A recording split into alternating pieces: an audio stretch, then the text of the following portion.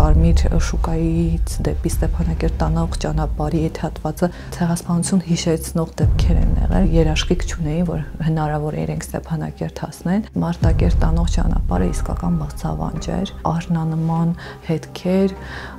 տանկ խփված Մարտակերտի հոսպիտալի եւ հիվանդանոցի վիճակը ավելի ծանր էր։ Ձեռքով էին փորձում թթվածնի մատակարարումը հիվանդին ապահովել։ Կինոներում նույնիսկ չեն կարող տեսնել նման բան։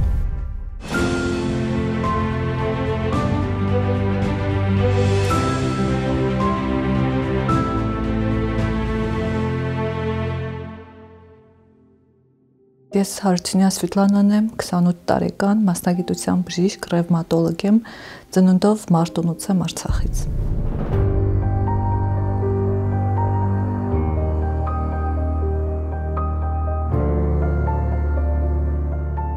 Սեպտեմբերի 19-ը մեր ընտանիքում երկու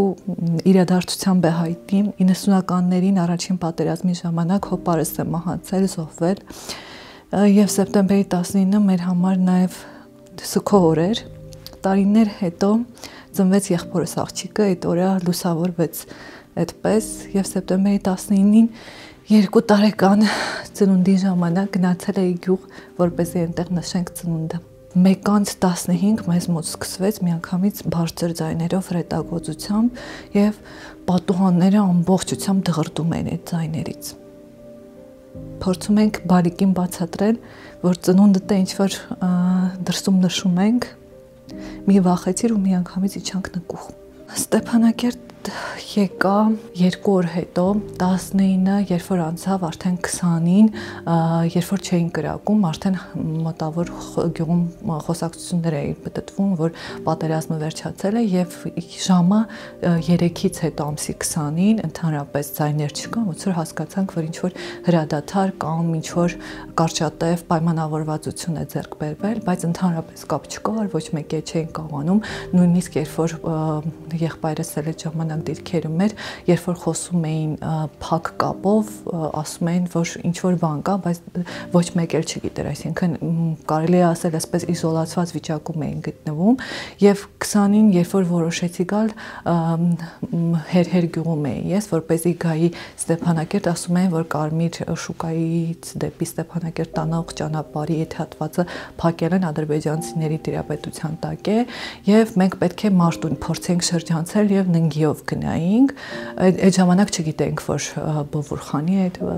հատվածը իրենք եւս վերցրել են, եւ 21-ին, քանի որ շատ էի ուզում տեղեկություն իմանալ նաեւ նշանածիցս, որ զինվորական է, ոչ մի բան չգիտեի, եւ նաեւ հիվանդանոցի պարկներ անդադ մտածում եմ, որ ես պետք է էլի հիվանդանոցին պետք է վարկյան առաջ գնամ այնտեղ, մտածեցի, որ պետք է անպայման գնամ եւ այսպես տոնական շորերս, որ ծնունդի այդ շորերն էի վերցրել, որ պետք է ծնունդի մասնակցեմ եւ վերադառնամ, այդպես վառ հագուստով ճանապարհ ընկանք, ես ու եղբայրս մենակ չթողեց ինձ։ Ճանապարհին հանդիպեցինք զինվորականի, որ ասեց, որ ճանապարհը դեպի այդ Բովուրխանը եւս փակ է, այսինքն նույնիսկ ոտքով հնարավոր չէ անցնել, եւ մի փոքր հատվածն մեզ մեքենայով բերեց, հետո ոտքով քայլեցինք, հետո եւս մի քիչ մեքենայով, հետո ոտքով եւ հասանք արդեն Մարտունի քաղաք, որ մեր ծննդավայրն է, ասեցի գնանք գոնե այնտեղ հիվանդանոցում, եթե օգնություն է պետք, այնտեղ ինչ-որ բան կարողանանք անել։ Եվ ամսի 21-ին ստացանք ինֆորմացիա, որ Կարմիր խաչի միջոցով հնարավոր է ծանր վիրավորներին տեղափոխել Ստեփանակերտ, քանի որ երկու կողմից Ստեփանակերտ տանող ճանապարհը փակ է, չենք կարող թեկուզ մենք ոտքով էլ գնալ, եւ 22-ին արդեն Կարմիր խաչի մեքենայով որպես ուղեկցող բժիշկ ես ծանր վիրավորներից մի քանիսին ուղեկցեցի դեպի Ստեփանակերտի հանրապետական հիվանդանոց։ Եվ բեկորային կար եւ հրազենային վնասվածքներ կար, որովհետև արդեն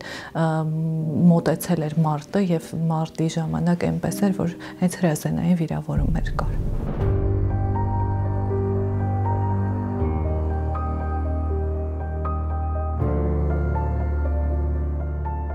Հիշում եմ, որ Կարմիր խաչի աշխատակիցները եկան ու արդեն պետք է տեղափոխեինք, վիրավորներից մի քանիսը հրաժարվեցին, որովհետև ի սկզբանե Կարմիր խաչը զգուշացրել էր, որ որևիցե երաշխիք չկա, ձեզ տեղափոխելու ընթացքում հնարավոր է, քանի որ դուք ռազմական գործողության մասնակից եք, նույնիսկ բժիշկները ինչ որ երաշխիք չունեին, որ հնարավոր է իրենք Ստեփանակերտ հասնեն, նախադեպը, երբ որ Հակարի կամրջից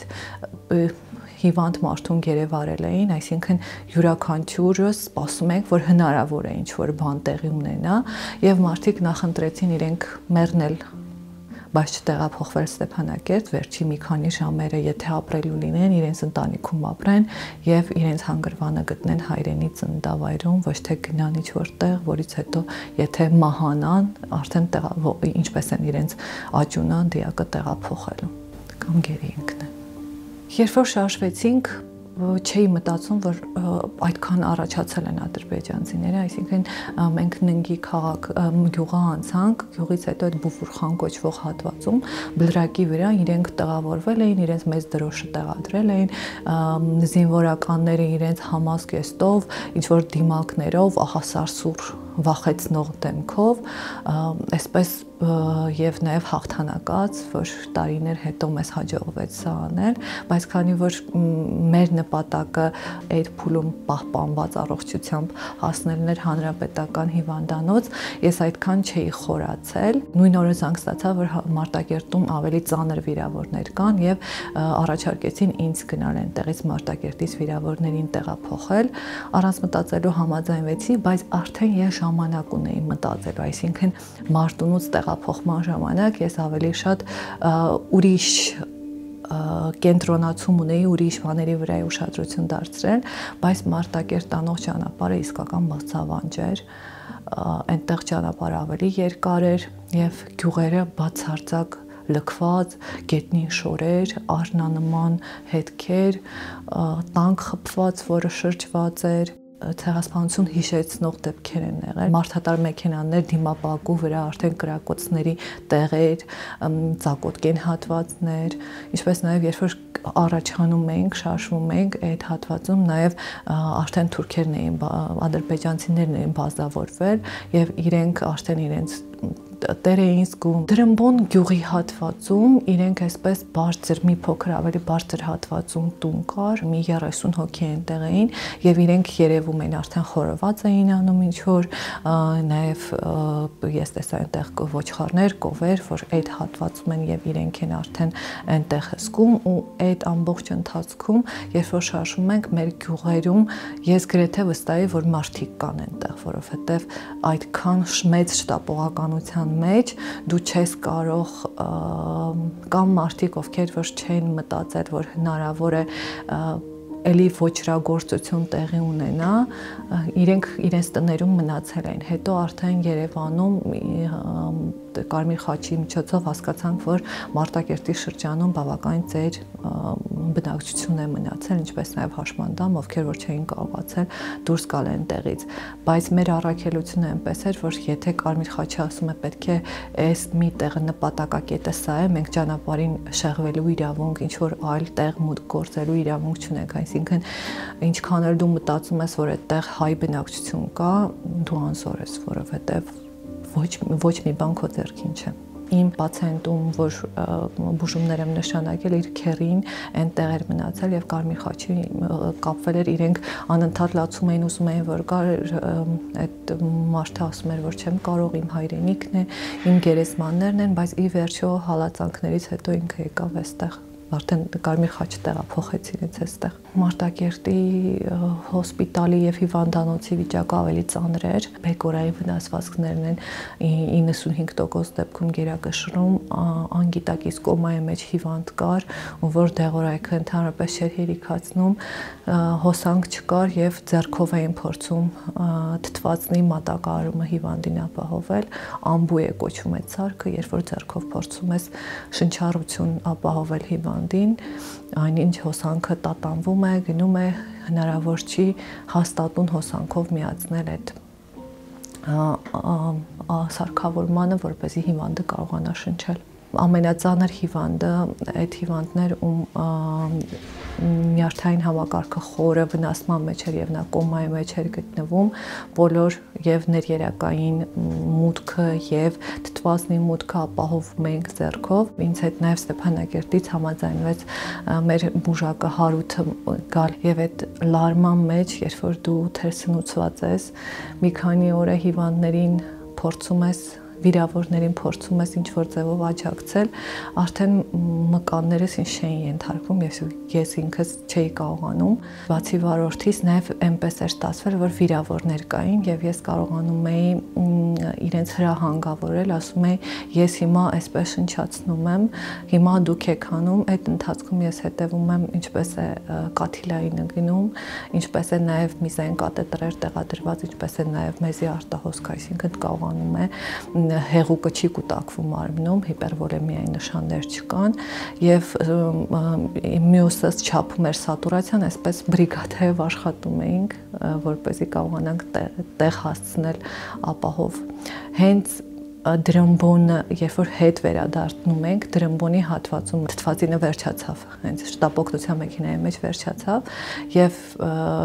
չէի ուզում նաեւ կանգնեցնել մեքենան, որտեվ եթե կանգնենք, չգիտենք ադրբեջանցիները մեզ հետ ինչպես են վարվելու, կարող է ասեն մենք կօգնենք այդ հիվանդին կամ նաեւ ձեզ կօգնենք, բայց պետք է գնանք այսինչ մեր քաղաքը կամ մեր բժիշկը պետք է մոտենա, դրա համար առավելագույն լարումով փորձեցի այդ հատվածից մինչև Կիչան գյուղ դեպի ավելի մեր հայկական կողմերը, որ մեր հսկողության տակ էին մնացել, այդպես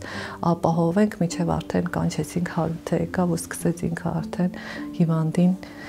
շնչեցնելով հասցնել Ստեփանակերտ։ Հիվանդների տեղափոխումից հետո մի քանի օր հետո Էրեբունիում իմացանք, որ մահացել է։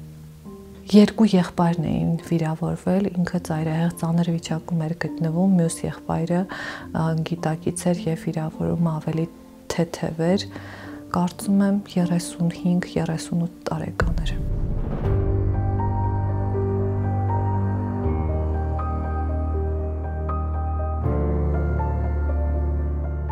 Զանգ ստացվեց էմերջենսից, որ ինչ որ բան է տեղի ունեցել, ոչ մեկը մեզ մասշտաբ չասեց ինչ է եղել, մի քանի այրվածքներով հիվանդներ կան, ովքեր որ գալու են։ Եվ երբ որ մենք նստած ենք, չենք սպասում,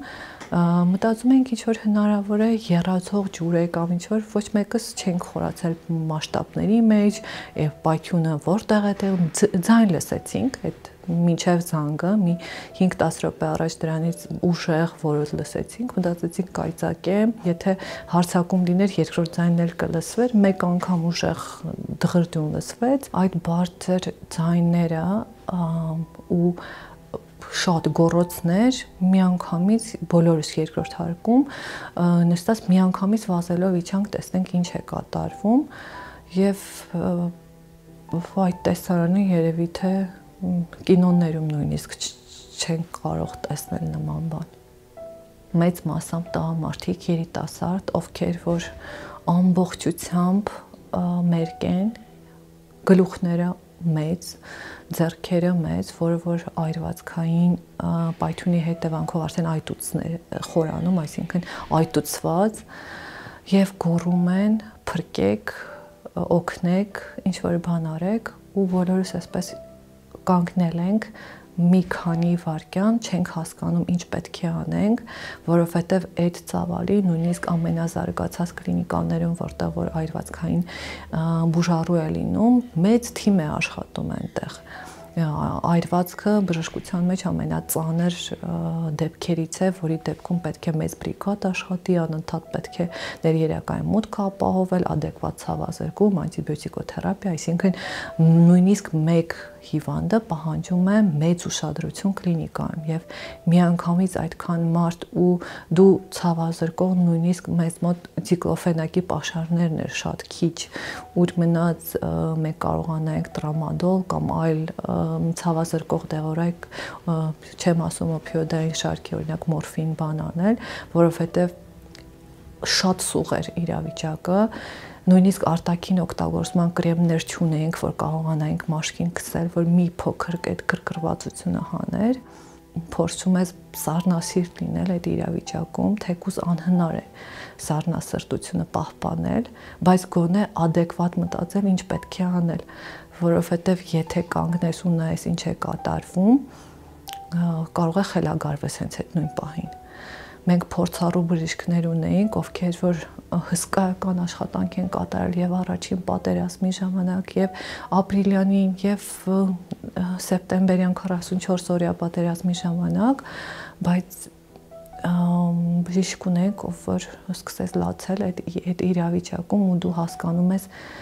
ինչքան են մարդիկ հյուծվել այս ամբողջի մեջ։ Մեր բժիշկներից մեկը իր Facebook-յան էջում գրել էր, որ եկեք օգնեք, հիվանդանոցը չուներ այդքան վերմակներ, այդքան սպիտակեղեն, հիվանդանոցում կար մոտ 250 վիրավոր եւ եւս այդքան ծանրագույն հիվանդներ, ովքեր որ եկել էին,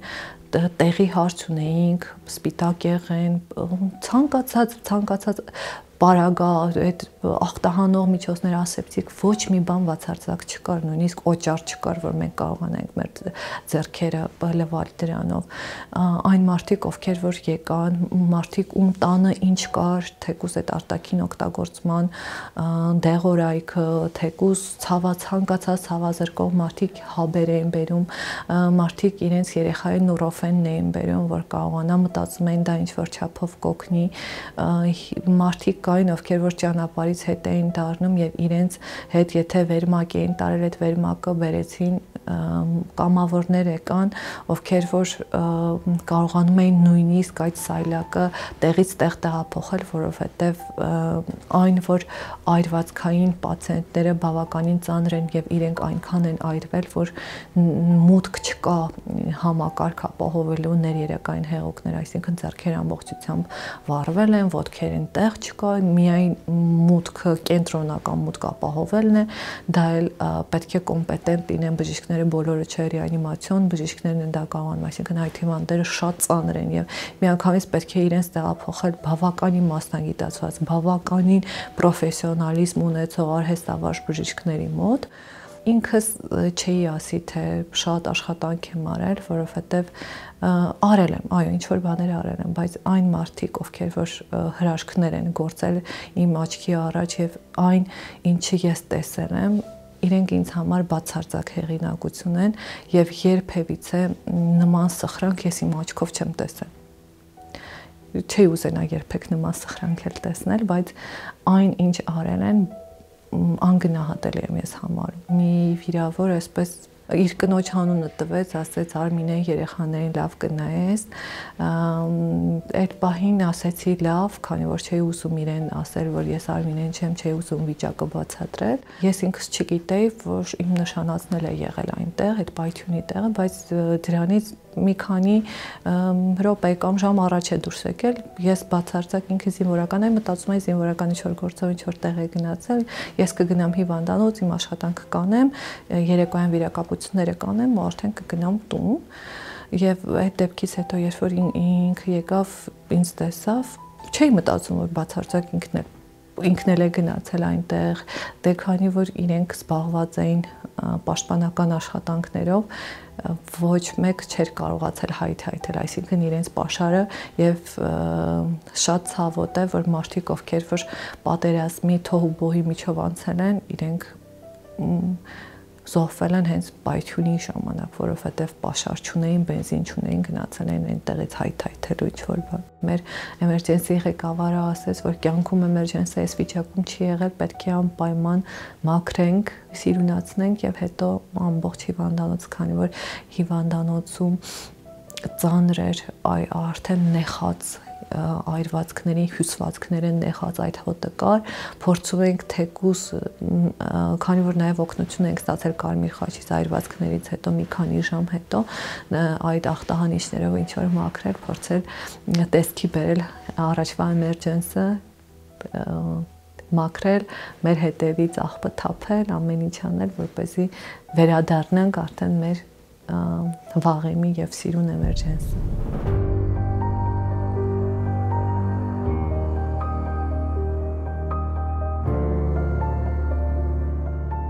Ես Արցախ այստեղ չեմ փնտրում։ Ես պահում եմ իմ մեջի Արցախը, որովհետև եթե փորձել եմ այստեղ Արցախի մասին խոսել, ավելի եմ խոցվել։ Կարծում եմ յուրաքանչյուր արցախցի իր մտքերում, սրտում հույս ունի վերադարձին, բայց ինչքան ժամանակը առաջ է գնում, վերադարձի հույսը քիչ-քիչ պակասում է։ Հույս ունեմ, որ երբեք չի մարի հույսը, բայց իրադարձությունները այնպես են զարգանում, որ անկախատեսելի է, միգուցե մի օր վերադառնանք։ Ստեփանակերտում իմ վարձով տունն եմ կարոտում, իմ աշխատասենյակն եմ կարոտում, իմ պահարանն եմ կարոտում,